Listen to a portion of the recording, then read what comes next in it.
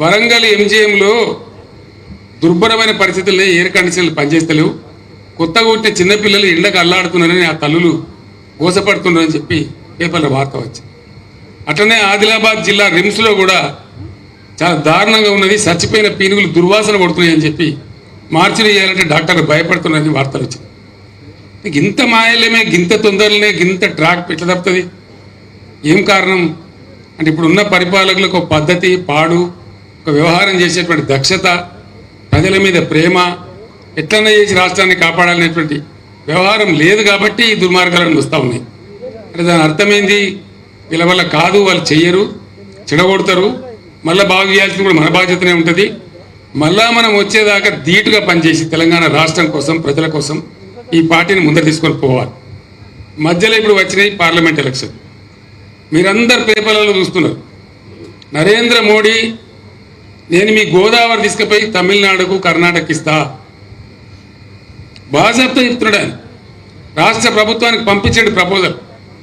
కుయ్యమంటలేడు, కుట్టుమంటలేడు ముఖ్యమంత్రి. ఏం మతలవు, ఏం కారణం? ఉన్న గోదావరి పరాయి పాలైతే మన బతికేం కావాలా? ఈత గోదావరి పోతే గోదావరి కదా మన నీళ్ళు వచ్చేది. అది పోయిన తర్వాత మంచి నీళ్ళు ఇవ్వి, తాగునీళ్ళు ఇవ్వి, తెలంగాణ బతికేది. ఇంత ప్రధానమైన విషయం మీద కూడా ఆయన మాట్లాడతలేడు.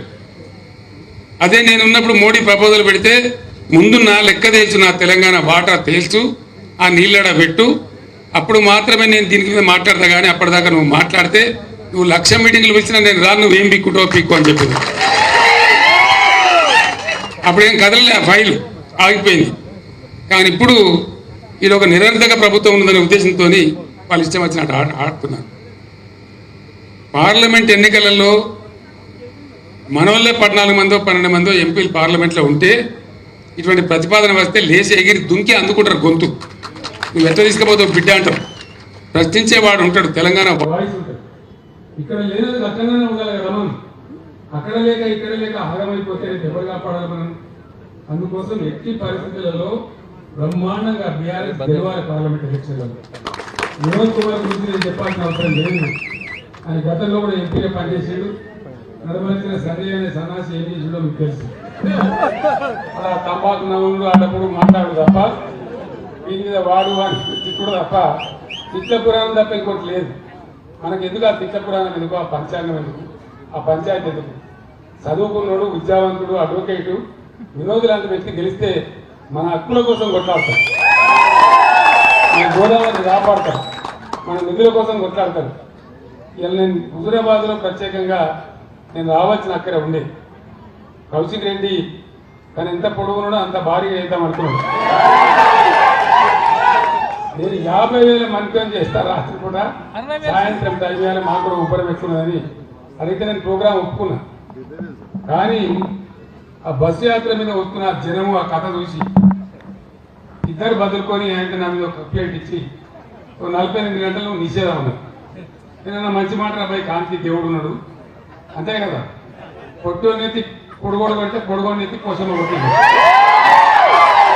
భగవంతుడు ప్రజలు ఉంటారు, న్యాయం చెప్తారేం బాధ లేదు అని సపరేట్గా 48 గంటలు మూసుకున్నాను.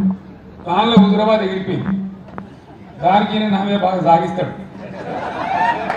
నువ్వు ఆందాక పోయినా నువ్వు ఎట్లా పోతావు, పోతే పోయినావు కానీ ఏ తిప్పాలని పడి మంచి రాలక్కడ ఏ రాత్రి కానీ ఇడికే రా, ఈయనే ఉండాలి, నేను ఈ సంగతి అయితే చూసి పంపిస్తాను. మిమ్మల్ని జమ చేసి దాని ఉద్దేశం ఏంది? కృతకచ్చిన కోసం పెట్టబెట్టకపోతుందా? నేను ఒక 200 మందితో బొట్టు పెట్టించింది. రాత్రి పడుకోవడానికి గడ్డ వచ్చింది నాకు. వాళ్ళకి తప్పు కాదు కదా, పక్కలు మంగళారతి పట్టుకొని నూనె ఆ నూనె అంటే కుంకుమ పెడుతుంది అడగాలంటే ఒకసారి పోదు. ఇక బాధ నేను పడే బాధ మీకు తెలియదు, కథలు ఉంటుంది. అదే అయింది. ఫోటోలు దిగాలన్నాడు, ఒక దమ్ము నూకుడు నొక్కితే నేను 3 మాట పడగొని నిలబడ్డాను అంతే కదా. అయితే నేను ఒక మాట చెప్తున్నా, ఆయన తప్పు లేదు. నేను మీకు ప్రామిస్ చేస్తా ఉన్నా, ఒక రోజు 24 గంటలు ఈయనే ఉండేటట్టు, ఇక్కడనే ఉండేటట్టు నేను హుజూరాబాద్కి వస్తాను. 1000 కాదు 4,000 ఫోటోలు అంటే దిగుదాం. దయచేసి ఇప్పుడు మాత్రం నన్ను ఆపదు, పంపించాలి. ఎందుకంటే జగిత్యాలలో పట్టుకుని తట్టారు నన్ను.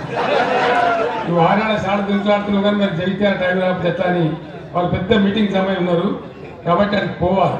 చేరాలి. అందుకోసం హుజూరాబాద్లో మీ అందరితో నేను ప్రార్థించేది